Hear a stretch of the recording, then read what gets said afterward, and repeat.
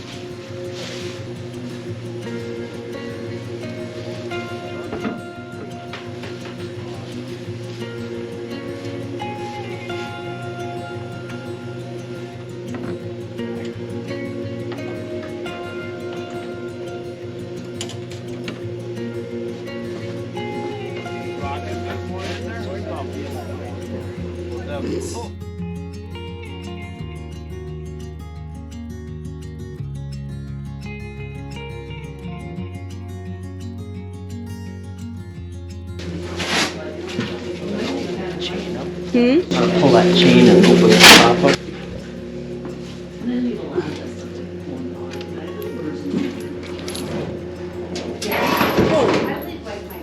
I said pull the chain. I didn't pull hard. I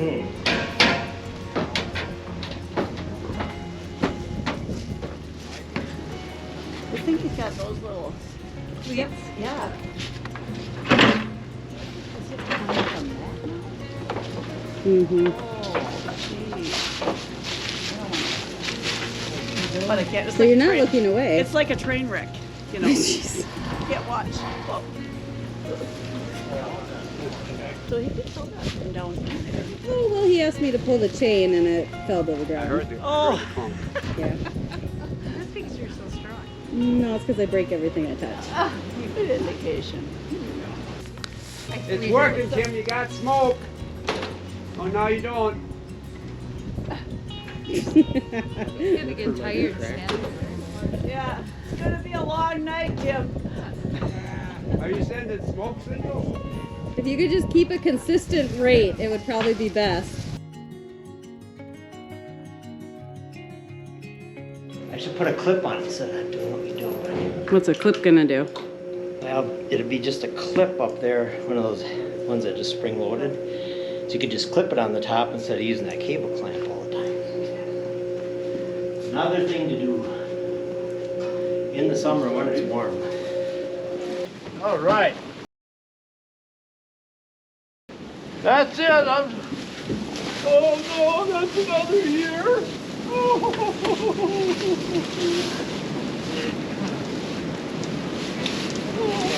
What are we gonna do for the next 300? Are you gonna want help days? tomorrow to pull, or? You're gonna deliver flowers, Scott.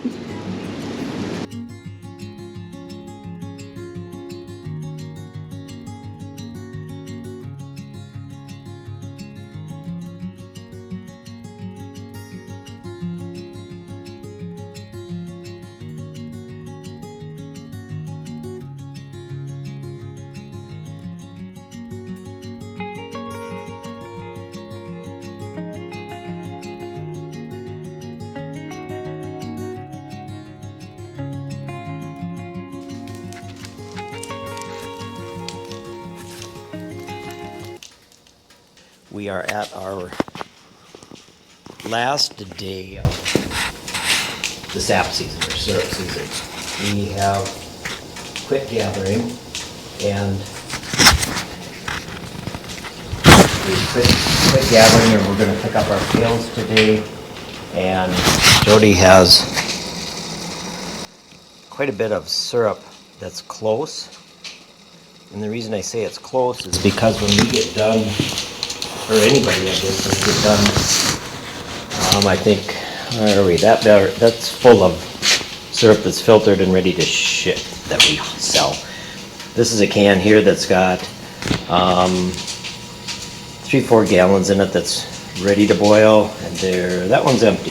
So here's some syrup here that came out of the evaporator after we finished boiling last night. So it's in the syrup pan, although it didn't get, because you can't finish it, it's not that type of a pan. So we usually have about 5 gallons. So there'll be 1.5 gallons in each of these stock pots. And we'll finish these. Normally we would just have to heat this up to 190, 95, and we would have had it close enough or at the right density coming off from the evaporator, but seeing we had to pull a whole bunch off to get it out of the pan, that's always going to have some that's light. So Jody's going to heat this up, and I think she said it was like 1 mark away from 35. That'll go into, sorry about the sun here, into our vacuum filter. CD out, it's a small one. We never have decided how many gallons this is. I think we put about 2.5 gallons in there at a time. So that stock pot that she's working on here will dump probably all but 3-4 inches in there. And the first time that you dump out of a pot, it runs through the filter about as fast as you can pour it in. So she'll start bottling out of the spigot there right away, and I can almost dump the whole thing in. And then the second one doesn't go as fast. So on this one, it's perfect. I don't know if we can see that. Bring it over here, it's fogging up. It's getting a little steamy there, dearie, sweetheart. So there's our line for hot syrup testing, and it's floating right at the line. So we'll get set up here and dump that, and hopefully you can kind of see. And in the end, she's going to put it into all these little 8-ounce jars that our daughter likes to take. She uses it for work. The way it works is there's vacuum via this small vacuum cleaner that we don't use for anything else, so it's always just dedicated to this. It creates a vacuum inside of here, and your filter layer is right here. There's a fitting, this fitting goes through, and it's got an elbow that turns down, so if syrup is running through the filter, it can't be drawn into this line. Unless you fill this too full, then I think I've only done that once. We got a little dab in there, but otherwise I think the best thing we should do is put in a sight glass here so you would see, but we've been successful with it so far. So you turn on the vacuum. If it's a little bit not perfectly clear, I don't know how to say it, it will draw what's in the reservoir up here through the filters and into here. And you'll know when the filters get a little bit too dirty because it slows down, and there's times when the vacuum has ran for a minute or two before it got drawn out, and then you need to change your filters again, and that's quite easy. You just unclip these clips, the 3 of them on around it. Take your filters out. We've got 1 thick Orlon and 2 thin ones. Correct. So we change them pretty often, and we've got a pail of permeate water over here that we dunk those in, and if we filter a lot during the day, by the time you've done a couple batches, the other ones are just about clean again and ready to go. So works great. It's nice, pretty handy little tool to have around. So here we go.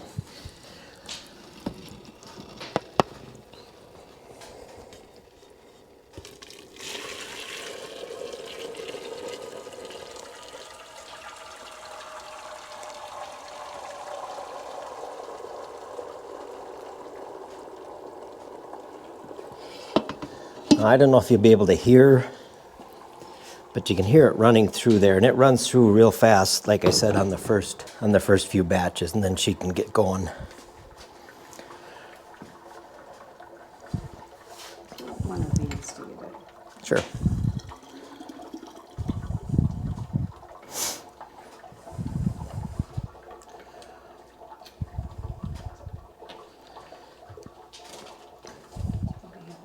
Pans, I can. What's that? Pans, so I can clean the top.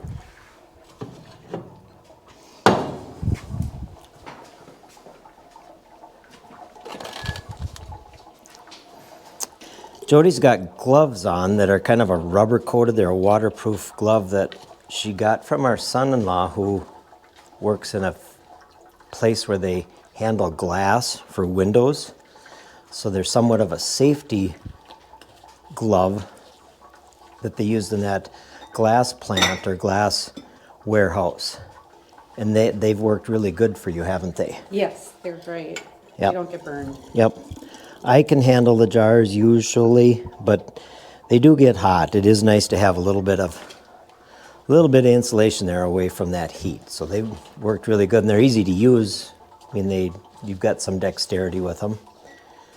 Somewhat. That's plenty out of there if you want to.